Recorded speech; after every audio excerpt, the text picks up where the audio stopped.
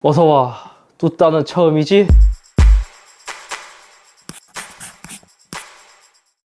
안녕하세요, 이섭입니다. 오늘은 제가 사용하고 있는 8세대 인텔 코어 i7K로 저의 첫 오버클럭을 도전해보려고 합니다. 오버클럭이라는 것은 말 그대로 기존의 성능을 더 업그레이드 시키는 것이죠. 쉽게 비유를 하자면 자동차가 100km 속도로 달리는 것을 120km, 130km 이렇게 속도를 높여주는 거예요. 다만 모든 인텔의 CPU가 모두 오버클럭을 할 수 있는 것은 아니에요. CPU 모델명을 보면 뒤에 K가 붙은 모델이 있거든요. 그 K가 배수락에 해제되어서 오버클럭을 할 수 있다는 것을 의미해요. 물론 저처럼 그동안 오버클럭을 하지 않아도 K 모델을 구입하시는 분들이 많은데, 왜냐면 기본 클럭이 높기 때문에 논 K보다 K 모델을 일부러 구입하시는 분들도 많아요. 일단 오버클럭을 하기 전에 오버클럭을 하면 열이 많이 올라가기 때문에 저는 뚜따를 해주도록 할게요. 미리 알려드리자면 이 작업은 반드시 필요한 작업은 아니에요. 일반적인 유지 보수가 아닌 개조에 준하기 때문에 작업을 하게 되면 AS를 받을 수 없으니까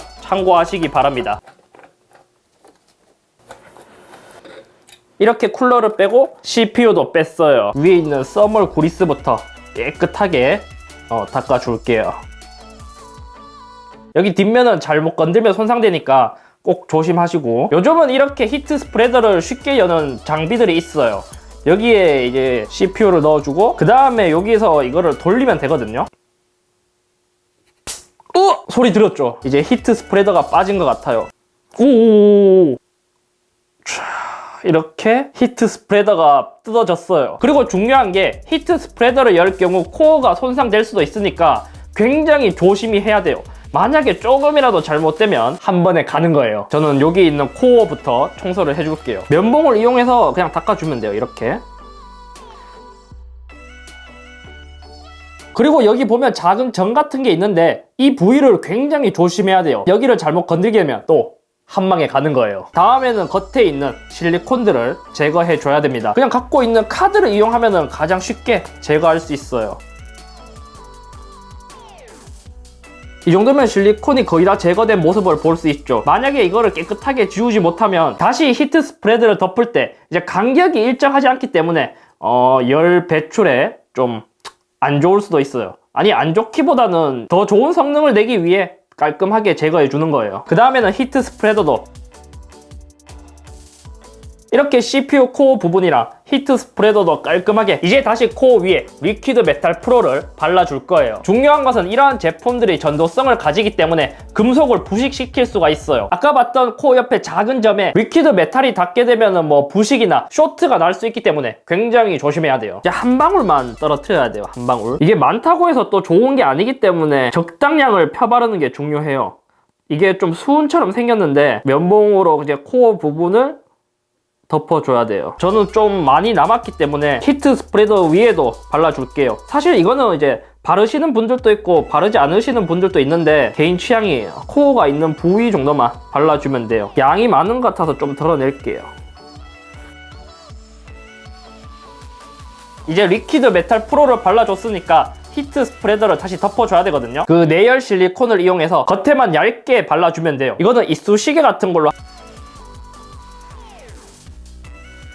방향에 대해서는 CPU의 왼쪽 밑을 보면 이제 화살표가 있거든요. 이게 밑으로 향하는 거예요. 즉 여기 보면 이런 식으로 이제 붙여져야 된다는 거죠. 아까 남아있는 실리콘 위치에 맞춰서 그냥 위에 올려주면 돼요. 근데 이것도 히트 스프레더를 닫고 약 한 이틀 정도 있어요. 완전히 굳거든요. 하지만 이제 저는 빠르게 오버클럭을 해야 되기 때문에 이제 닫아놓고 뜯을 일이 없으니까 바로 사용하도록 할게요. 지금은 실리콘이 모두 마르지 않은 상태이기 때문에 이제 조심히 위에 올려두고 닫을 때 실리콘이 밀리지 않도록 이렇게 해서 이제 고정을 해주면 돼요. 살짝만 짠 다음에 얇게 펴발라주면 돼요. 이것도 많이 바른다고 좋은 게 아니거든요. 쿨러도 연결해 줄게요.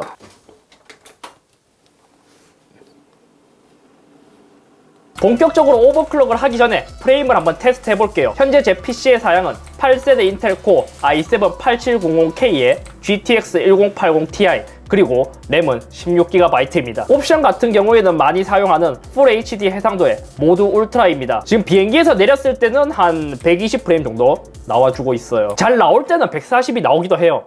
근데 140이 안정적으로 나오진 않고 엄청 가까이서 들린다 지금. 자동차 어디 있니? 지금은 거의 144를 찍고 있어요. 게임 중에 CPU 온도는 거의 40도를 유지하고 있습니다. CPU 오버클럭은 사실 어렵다라기보다 시간을 많이 요구하는 작업이에요. CPU 클럭에서는 이제 내가 오버할 배수를 설정해 주는 거예요. 지금은 48배수로 되어 있죠. 즉 4.8GHz로 되어 있고, 그 다음에는 언코어를 설정해주고 전원 관리 부분에 있는 옵션을 좀 꺼줘야 돼요. 기가바이트 보드를 쓰시는 분들은 저처럼 이렇게 전압 설정은 CPU 볼테이지 컨트롤에서 CPU V코어를 건드려주면 돼요. 초보자이신 분들은 이제 인터넷에 국민 오버를 검색하시면 어느 정도의 전압이 나와 있어요. 그러면 그 전압을 기준으로 업, 다운을 시켜가면서 나의 최적의 전압을 찾는 거예요. 그리고 윈도우를 부팅시켰을 때 만약에 윈도우가 켜지지 않으면 전압을 더 올려주고, 이렇게 켜진 경우에는 한번 링스를 돌려봐야 돼요. 링스는 CPU의 부하를 최대로 걸어서 이제 오류가 있는지 없는지 체크를 하는 용도인데, 여기 보면 이제 전착값이 있거든요. 전착값이 완전히 동일하게 나와야 돼요. 링스를 돌렸을 때 안정된 값이 나오면 그때 전압을 한 단계씩 내리면서 또 링스를 테스트하고, 이런 식으로 해서 이제 전압 다이어트를 하는 거예요. 기존 클럭은 3.7, 지금은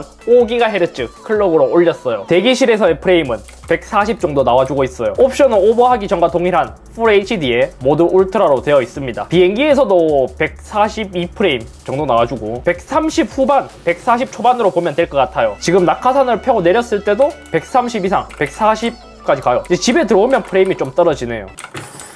자, 지금 총이 없어요. 큰일 났어, 큰일 났어. 아까는 그래도 140 이상 되는 경우가 사람이 적을 때만 140 이상 프레임 됐거든요. 8세대 인텔 코어 i7 8700K 오버클럭 할만한데요.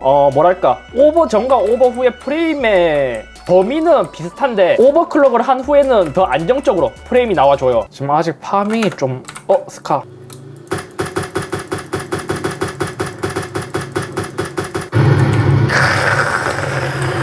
이런 거 자꾸 보여주면 안 되는데.